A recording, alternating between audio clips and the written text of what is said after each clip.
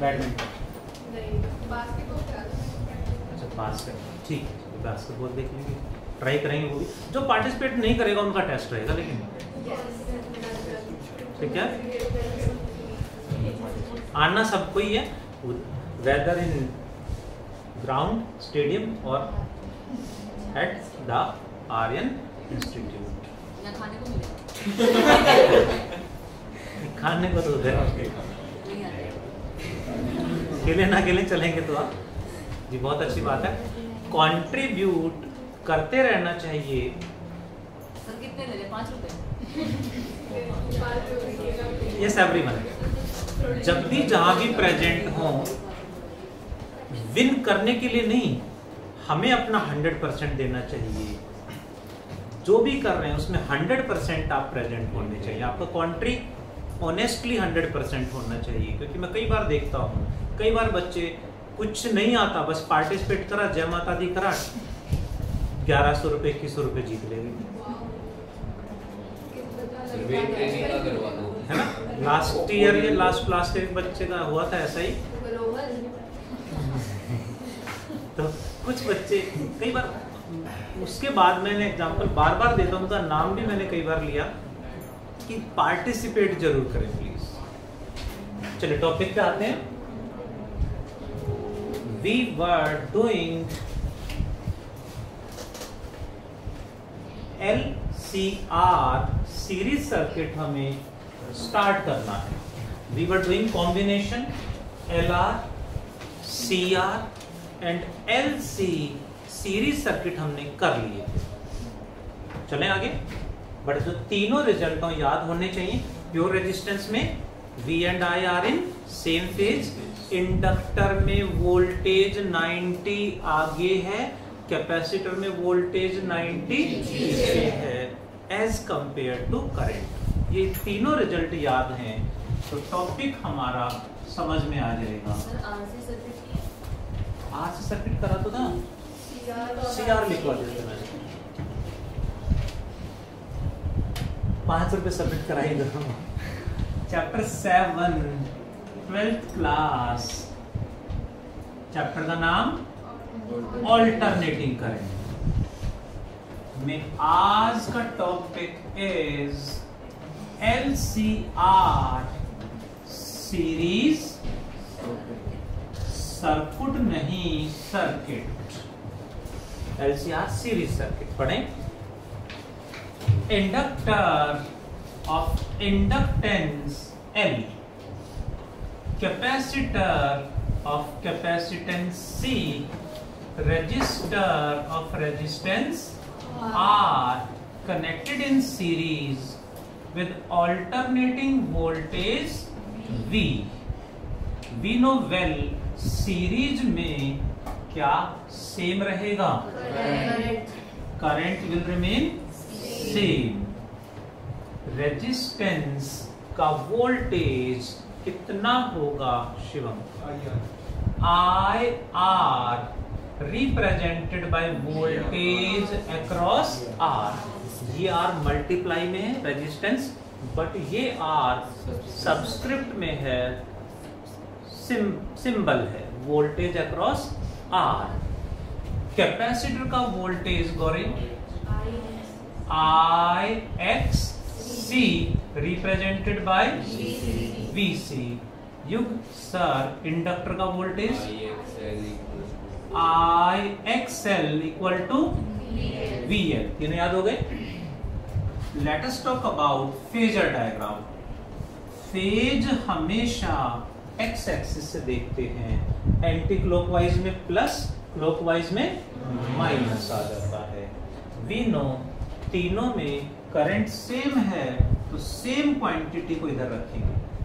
Register में voltage same phase में यानी इधर ही होगा। इंडक्टर का वोल्टेज करंट से 90 आगे, कैपेसिटर का वोल्टेज करंट से 90, यानी तीनों ही करंट से कंपेयर हो रहे हैं। तीनों में करंट तो इधर ही है। रजिस्टर का वोल्टेज सेम फेज यानी इधर ही होगा। इंडक्टर का वोल्टेज 90 आगे, कैपेसिटर का वोल्टेज 90 पीछे। इस तरह से हमने फेजर डायग्राम ड्रॉ कर लिया है। इसमें भी आप 3 वोल्टेज हैं,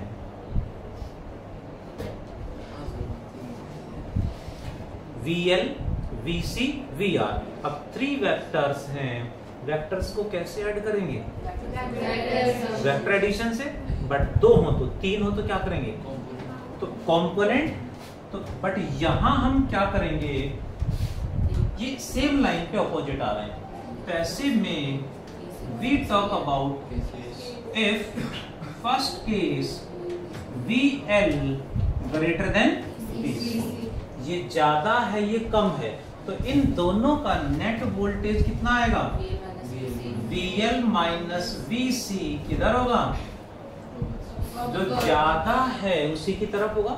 इसमें इधर है 10 न्यूटन, इधर 2 न्यूटन, तो नेट कितना? 8 किधर होगा? 10 न्यूटन की तरफ। सेम हेयर, VL ज्यादा है, VC कम है, तो इन दोनों का वेक्टर सम आया VL माइनस VC। किधर आया? VL ज्यादा की तरफ। अब हमारे पास 2 वोल्टेज हैं, VR एंड दूसरा है VL माइनस VC। इन दोनों का वेक्टर, इसका और इसका वेक्टर सम आएगा ये आ गया नेट वोल्टेज V नेट। कैसे निकालेंगे आर्यन? वेक्टर एडिशन इन दोनों का बताओ। Under root VR square plus VL minus VC का whole square further equals to अर्नो under root IR square plus IXL minus IXC का होल। प्रकृति मैम बाहर कॉमन क्या आएगा? I या I स्क्वायर? I स्क्वायर बाहर आएगा, रूट से I बचेगा, तो I under root R square plus XL minus XC का whole square. Net voltage, net current, तो ये क्या होना चाहिए? टोटल रेजिस्टेंस होना चाहिए represented by Z। Prithvi ji Z की वैल्यू क्या बनी?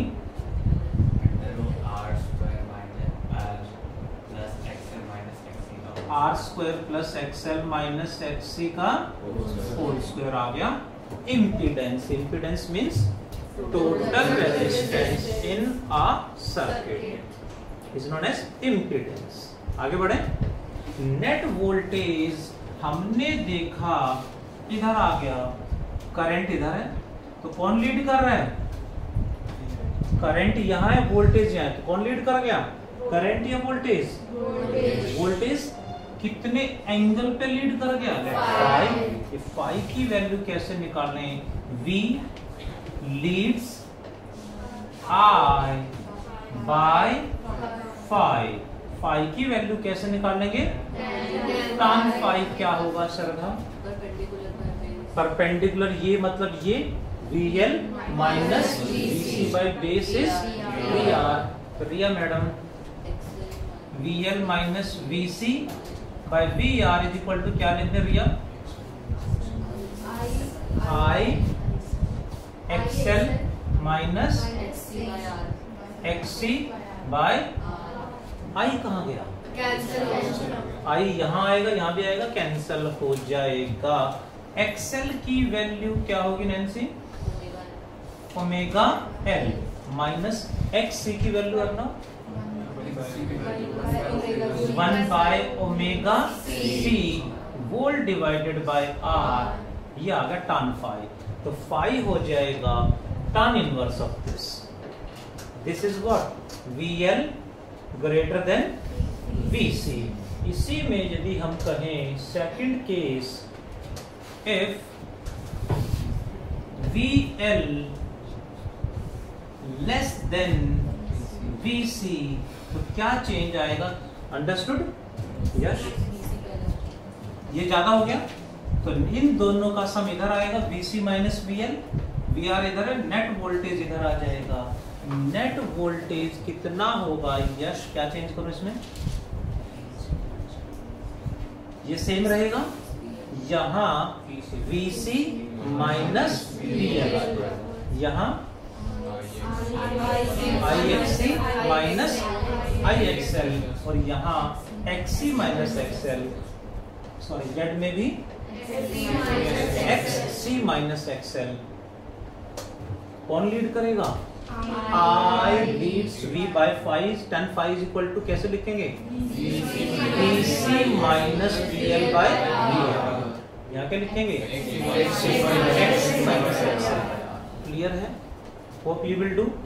ये आपने सेल्फ ट्राई कर लेना है। थर्ड केस क्या होगा जी? रक्षित जी, थर्ड केस कौन कौन? If VL is equal to VC, VL equal to VC मतलब XL equal to XC लिख सकते हैं, बिकॉज ये IXL ये IXC, I तो सेम है, कट जाएगा। तो नेट वोल्टेज क्या था जी?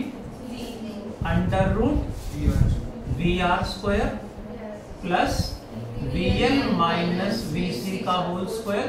कार्तिक इक्वल टू क्या लिख दे जी? ये तो इक्वल है, 0 हो गया। VR का स्क्वायर का रूट यानी कितना? Voltage across R which is what?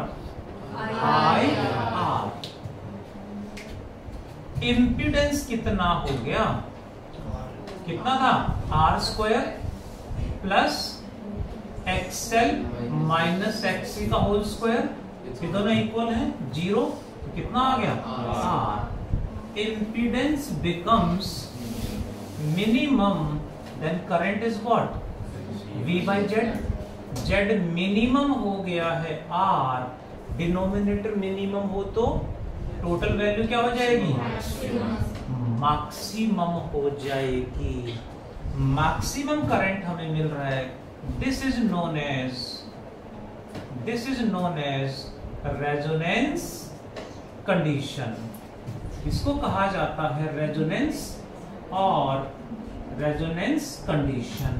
Resonance का मतलब होता है मैक्सिमम आउटपुट गेन करना। हमें मैक्सिमम आउटपुट मिल रहा है, रेजोनेंस मिल रहा है, रेजोनेंस कंडीशन आ गई है। If I will talk about the example of LCR series circuit in daily life, the best example is electric fan। Electric fan में क्या कॉन्सेप्ट लगता है? फैन में कॉइल होती है, कंडक्टिंग वायर की वाइंडिंग करते हैं, जिससे कॉइल बन जाती है। कॉइल यानी इंडक्टर, यानी इंडक्टेंस क्रिएट हो जाता है। उसके अंदर मैग्नेट होती है, करंट पास कराते ही उसमें टॉर्क प्रोड्यूस हो जाता है, जिससे फैन रोटेट करता है। Is that clear? यानी फैन एग्जैक्टली क्या है? LR series circuit. Are you present? Fan क्या है? LR सीरीज सर्किट है, क्योंकि हमने कॉइल बनाई है, लेकिन उसमें रेजिस्टेंस भी आ गया और कॉइल की वजह से इंडक्टेंस भी आ गया उसके अंदर। जैसे ही AC से कनेक्ट करा, XL and XC, sorry XL, एक नया रेजिस्टेंस आ गया, जिससे इम्पीडेंस बढ़ गया। लास्ट क्लास में हमने पढ़ा था LR सर्किट में इम्पीडेंस क्या था? Under root R square plus XL का स्क्वायर। XL एक नया रेजिस्टेंस आ गया फ्रीक्वेंसी की वजह से, उसके इफेक्ट, जिससे करंट कम हो गया, स्पीड कम हो गई, यानी इलेक्ट्रिसिटी वही कंज्यूम हो रही, आउटपुट है ही नहीं, स्पीड बहुत कम हो गई। तो वही इंजीनियर्स ने, रिसर्चर्स ने फिर वहाँ कॉन्सेप्ट लगाया और रिसर्च की, तो क्या कंक्लूजन निकाला? फैन वही है, कोई चेंज नहीं करा उसमें, बस बाहर एक कंडेंसर यानी एक कैपेसिटर लगा दिया। जैसे ही उसके अंदर कैपेसिटर लगाया, फैन में कोई चेंज नहीं हुआ ना, कैपेसिटर बाहर लगा दिया, ऊपर देखा होगा आपने। जैसे ही कंडेंसर लगा, LR की जगह LCR सर्किट बन गया। जैसे LCR सर्किट बना तो इम्पीडेंस पहले क्या था? R स्क्वायर प्लस XL का स्क्वायर था, कैपेसिटर लगते ही XL की जगह आ गया XL minus XC, XL minus XC की वैल्यू कम हो गई, जिससे इंपेडेंस कम हुआ, करंट बढ़ गया, स्पीड बढ़ गई। इलेक्ट्रिसिटी पहले भी उतनी कंज्यूम हो रही थी, अब भी उतनी कंज्यूम हो रही है, बट अब वेस्ट कम हो रही है, स्पीड बढ़ गई, आउटपुट ज्यादा मिल गया। फिर और रिसर्च करा तो देखा कि यदि हम ऐसा कंडेंसर लगा दें जिससे XL XC इक्वल हो जाए, कैपेसिटर इतना कैपेसिटेंस लगा दें जिससे दोनों इक्वल हो जाएं, इक्वल हो जाएंगे तो ये कैपेसिटर रिएक्टेंस इंडक्टर के रिएक्टेंस को कैंसल आउट कर दिया, जीरो हो गया। यानी फ्रीक्वेंसी की वजह से फैन में एक नया रेजिस्टेंस प्रोड्यूस हो गया था XL। कंडेंसर लगा के, कैपेसिटर लगा के हमने उसके इफेक्ट को कैंसिल कर दिया। यानी जो फ्रीक्वेंसी की वजह से नए रेजिस्टेंस प्रोड्यूस हुए थे, कैपेसिटेंस की वैल्यू इस तरह से एडजस्ट की कि उन्होंने एक दूसरे को कैंसिल आउट करा दिया। अब फ्रीक्वेंसी की वजह से कोई नया रेजिस्टेंस नहीं बचा, impedance again equal to R minimum, इससे तो कम होगा ही नहीं रेजिस्टेंस, तो करंट बिकम्स मैक्सिमम। फैन की स्पीड काफी ज्यादा बढ़ गई है, इलेक्ट्रिसिटी पहले भी उतनी कंज्यूम हो रही थी, अब भी उतनी कंज्यूम हो रही है, बट अब आउटपुट ज्यादा मिल गया। इसलिए हम कई बार देखते भी हैं घर में भी, यहाँ भी मुझे कई बार टीचर्स या स्टूडेंट बोलते हैं सर इस फैन की स्पीड कम हो गई है, कंडेंसर पुराना हो गया है, कंडेंसर नया लगाओ इसमें। और ऐसा होता भी है, जैसे नया कंडेंसर लगाते हैं फैन की स्पीड बढ़ जाती है। इलेक्ट्रिसिटी कम ज्यादा नहीं, पहले भी उतनी कंज्यूम हो रही है, अब भी उतनी कंज्यूम हो रही है, बस जो इम्पीडेंस ज्यादा हो रखा था कैपेसिटेंस बढ़ा के कैपेसिटेंस इस तरह से एडजस्ट कर दिया कि Z is equal to R आ गया, XL XC जीरो हो गए। XL भी है XC भी है, बट ऑपोजिट फेज में है, जिससे उन्होंने एक दूसरे को कैंसल आउट कर दिया है और इम्पीडेंस मिनिमम, करंट मैक्सिमम आ गया है। That is resonance condition. Most important topic of the chapter, 100% question आएगा, सॉरी 200%। नोट डाउन कर लेना इस बात को। देखें जरा अभी थोड़ा सा और इसमें कुछ पॉइंट ऐड कर दूं। मैम यहाँ देखना है ना, कौन आ रहा है, चेक कर रहे हैं कि आ ना रहा हो।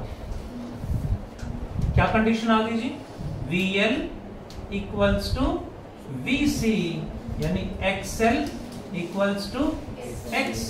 XL का formula omega L equals to 1 by omega C।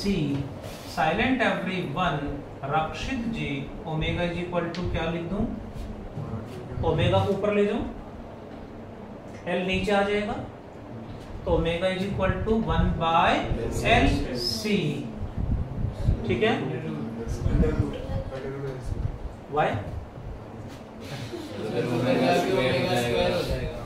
Omega ऊपर रहेगा तो ओमेगा स्क्वायर हो जाएगा ना, equal to 1 by LC। Square हटाएंगे तो इधर अंडर रूट आ जाएगा।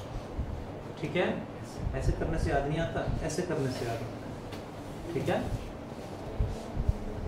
This is known as resonant angular frequency. Omega R से रिप्रेजेंट कर देते हैं रेजोनेंट एंगुलर फ्रीक्वेंसी। क्या हुआ सर, लिख रहे हो, काट रहे हो। ओमेगा का formula 2 pi nu equals to 1 by root LC। तो Gauri nu is equal to, Sakshi, Ananya, 1 by 2 pi under root LC represented by nu R known as what? Resonant frequency. That is, इस पे क्वेश्चन 100% आ रहा है एग्जाम में। Next additional point, what is phase difference between V and I in a LCR series circuit at resonance. इस condition जब VL greater than VC था, सुन रहे हो, तो कौन लीड कर रहा था, V lead side, VL less than VC में I leads to VL equal to VC में net voltage is equal to क्या आ रहा है, वोल्टेज अक्रॉस रेजिस्टेंस, यानी नेट वोल्टेज ये आ गया है, करंट भी इधर है, means we can say in LCR series circuit at resonance V and I are in same phase, दोनों सेम फेज में हैं, यानी दोनों का फेज डिफरेंस इज 0। ये भी क्वेश्चन बार बार एग्जाम्स में आ रहा, 1 mark. Do fast everyone.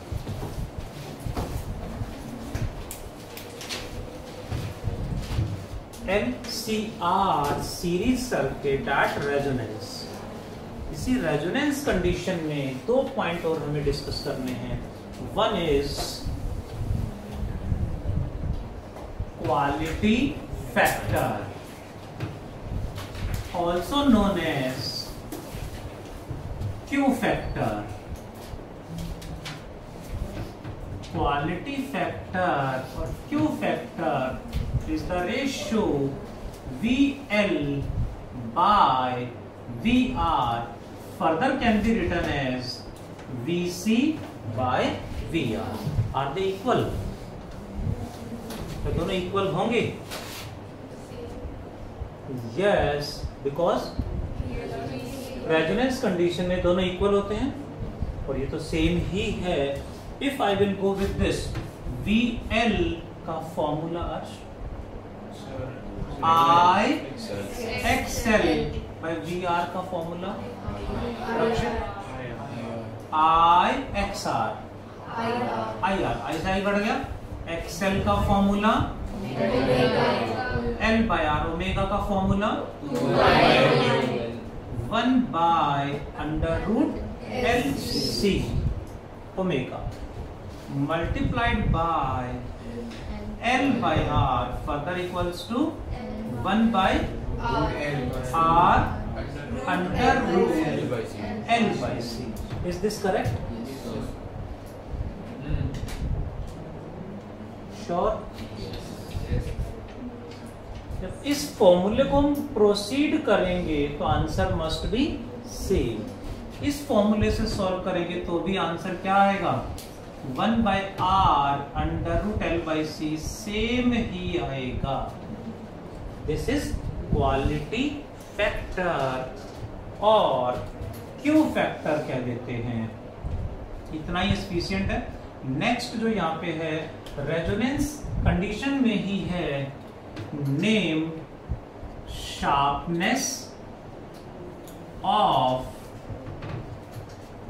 Curve, we can say maximum current I0 versus frequency graph, maximum current versus frequency graph हमें प्लॉट करना है।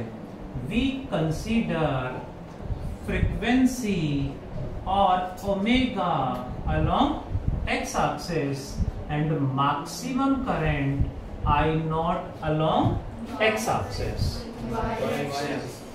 फ्रीक्वेंसी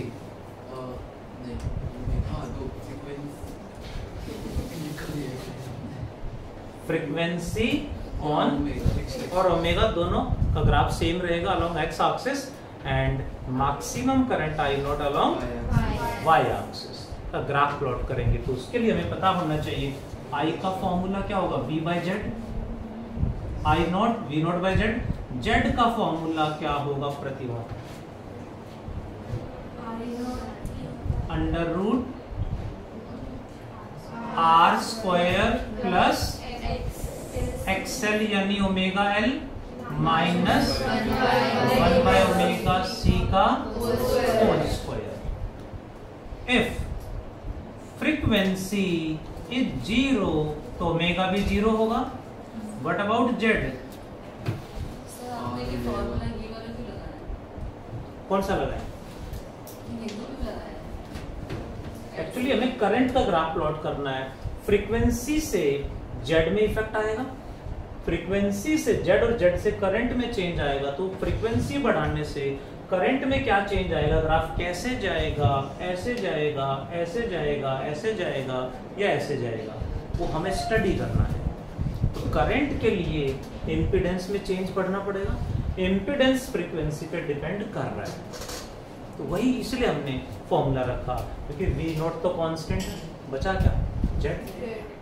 करें स्टडी, फ्रीक्वेंसी 0 है तो इम्पीडेंस भी इनफाइनाइट है, करंट बिकम्स 0। क्यों, ओमेगा 0 हो गया, 1/0 not define, infinite, infinite minus something, infinite का square, infinite plus something, infinite का रूट, इनफाइनाइट। जेड इनफाइनाइट हो गया, डिवाइड में इनफाइनाइट आ गया, तो करंट बिकम्स 0।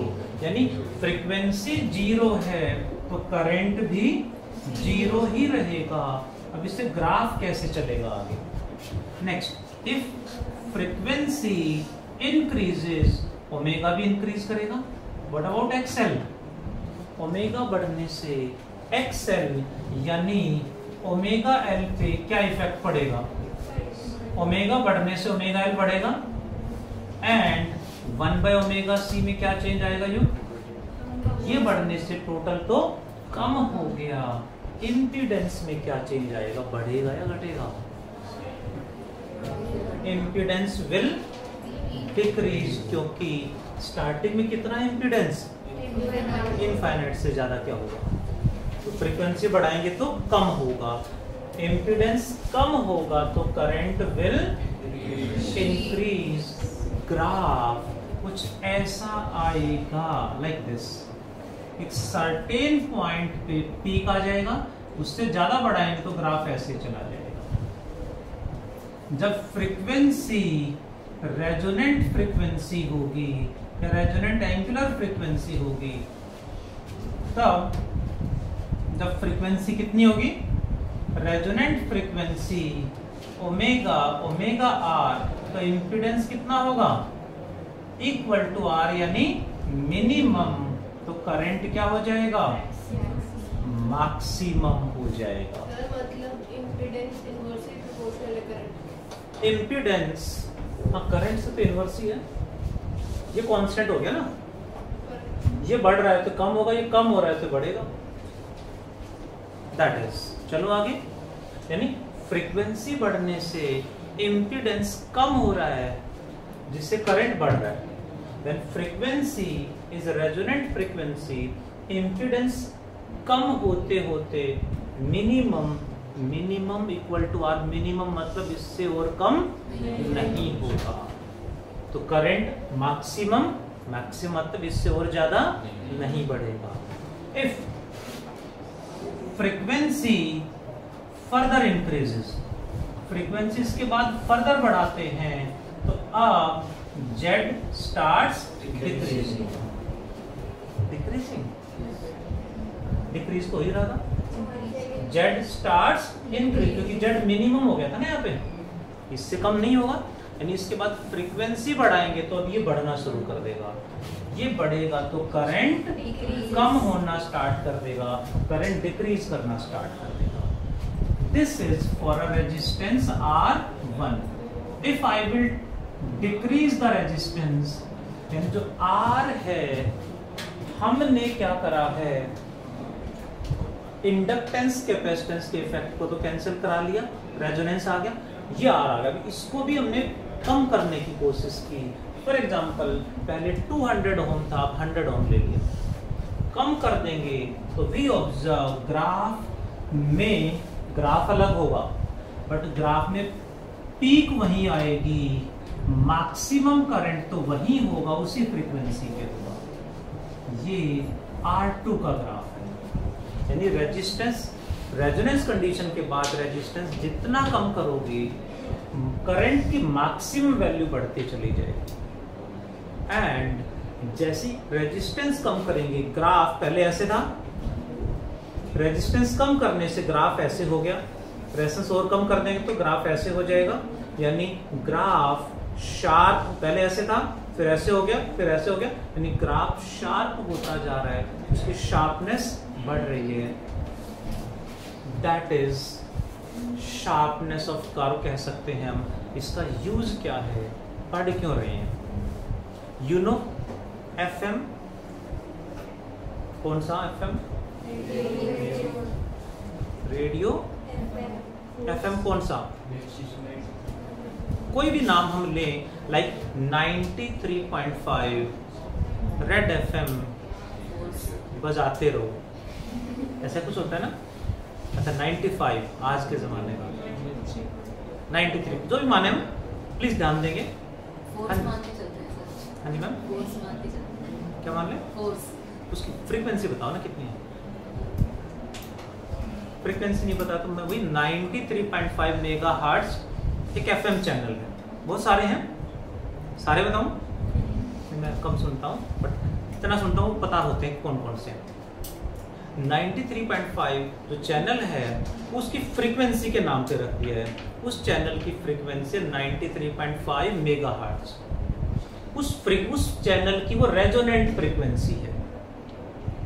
उस चैनल को अलॉट की गई 93.5 मेगाहर्ट्ज। उस चैनल का नाम ही फ्रीक्वेंसी पे रख दिया। Mostly FM channels, but TV channels के नाम फ्रीक्वेंसी पे नहीं रखे, वैसे अलग से रखती हैं, स्टार जी इस तरह से, बट फ्रीक्वेंसी उनमें भी होती है, वो रेजोनेंट फ्रीक्वेंसी होती है जिस पे कोई भी चैनल अलॉट करा जाता है। रिमोट में भी कुछ ऐसा ही होता है कि सेम फ्रीक्वेंसी की रेडिएशन रिमोट से निकलेगी, वही चैनल अलॉट कर देगी। उसके लिए रिमोट में भी कौन है? फैन में किसने काम करा? कैपेसिटर ने। तो रिमोट के अंदर भी बहुत सारे अलग अलग वैल्यू के कैपेसिटर लगे होते हैं। जो चैनल हमें प्रेस करना उसी के अकॉर्डिंग कैपेसिटर यूज होगा, वही वाला, ताकि वही फ्रीक्वेंसी का चैनल अलॉट हो जाए। तो जो फ्रीक्वेंसी है एवरीवन इज रेजोनेंट फ्रीक्वेंसी। जिस एफएम से हम रिमोट से कर रहे हैं, एफएम में अलॉट हो रही है, टीवी में अलॉट हो रही है, कोई भी फ्रीक्वेंसी है, कोई भी रेडिएशन है, कोई भी चैनल है, वो रेजोनेंट फ्रीक्वेंसी पे अलॉट हो रहा है। अब पॉइंट आया, पहले हम देखते थे कम चैनल होते थे, 5-6 चैनल होते थे, बट अब आप देखेंगे 18-20 चैनल हो रखे हैं। डिफरेंस कहाँ है? स्टार्टिंग में वही कि कोई भी हर चैनल को रेजोनेंट फ्रीक्वेंसी पे तो भेजेंगे, बट हर चैनल को एक रेंज अलॉट करते हैं। एक रेंज अलॉट करी जाती है कि इस रेंज में यही चैनल रहेगा। इसे बोलेंगे लोअर साइड बैंड फ्रीक्वेंसी और ये होगी अपर साइड बैंड फ्रीक्वेंसी। इतनी सी रेंज हर चैनल को अलॉट करते हैं। अब भी आप देखेंगे घर जाके जब भी सुनते हैं 93.5 मेगाहर्ट्ज पे चैनल में क्लैरिटी मैक्सिमम होगी, थोड़ी सी फ्रीक्वेंसी बढ़ा दी 93.55, तो आप देखेंगे वही चैनल है, बट अब डिस्टरबेंस आ गया उसके अंदर। क्यों आ गया? क्योंकि जैसे ही फ्रीक्वेंसी थोड़ा सा इससे ज्यादा की, इम्पीडेंस अब मिनिमम नहीं रहा, बढ़ गया, करंट कम हो गया, उसमें नॉइज आ गया। बट चैनल वही चल रहा है। फॉर प्रिकॉशनरी फॉर्म, कोई भी दो चैनल आपस में सिग्नल्स मिक्स ना हो, इसके लिए हर चैनल को एक रेंज अलॉट करते हैं। उस रेंज में वही चैनल अलॉट होगा। पहले ये रेंज बड़ी होती थी, बट जैसे जैसे टेक्निकल स्ट्रॉन्ग हो रही, टेक्नोलॉजी अपग्रेड हो रही है, तो हमने क्या देखा? रेजिस्टेंस कम कर लिया, जिससे कार ज्यादा शार्प हो गया है, मतलब उसे अब कम रेंज अलॉट करनी पड़ेगी। रेंज कम होगी क्योंकि एफएम के जो चैनल हैं सभी के, टीवी हो, एफएम हो, एम हो, सबकी रेंज होती है। जैसे एफएम है तो एफएम के चैनल 88 मेगाहर्ट्ज टू 108 मेगाहर्ट्ज के बीच में ही हो सकते हैं। एफएम में जो टेक्नोलॉजी है वो वैसे तो सिलेबस में होती थी। एफएम की फुल फॉर्म है फ्रीक्वेंसी मॉड्यूलेशन, हमारे सिलेबस में होता था, पढ़ाते थे, बट अब चैप्टर डिलीट कर दिया है, लास्ट चैप्टर होता था। तो जो रेंज है 88 टू 108 मेगाहर्ट्ज, रेंज वही रहेगी एफएम की। तो क्या करा? जो बैंड विड्थ है उसको कम कर दिया ताकि नंबर ऑफ चैनल्स ज्यादा यूज हो पाए। इस तरह से हम रेजोनेंस में शार्पनेस ऑफ कर्व की हेल्प से, इसकी हेल्प से हम चैनल अलॉट करते हैं, उसको एक रेंज अलॉट करी जाती है कि किस रेंज में वो चैनल भेजा जाएगा, उसे हम कह सकते हैं बैंडविड्थ। इसे बोलते हैं बैंडविड्थ ऑफ द चैनल। हालांकि इतना इस तरह से क्वेश्चन आता नहीं है, क्वेश्चन एग्जाम में तो आएगा तो क्वालिटी फैक्टर या शार्पनेस ऑफ कार्य का ग्राफ पूछ लेंगे आपसे। रेजिस्टेंस किसका ज्यादा है, अपर ग्राफ का लोअर ग्राफ का? इसका रेजिस्टेंस ज्यादा है तभी तो मैक्सिमम करंट कम है, इसमें रेजिस्टेंस कम कर दिया तो मैक्सिमम करंट बढ़ गया है। That is about resonance condition in LCR series circuit. Note down first every one. Till that, let me give HW to all of you. HW mark कर दें. Do fast everyone. Questions from 30 to 35. 30 to 35 numericals we have to do. Tomorrow chapter 6 EMI की chapter writing है। Thank you, bye, take care.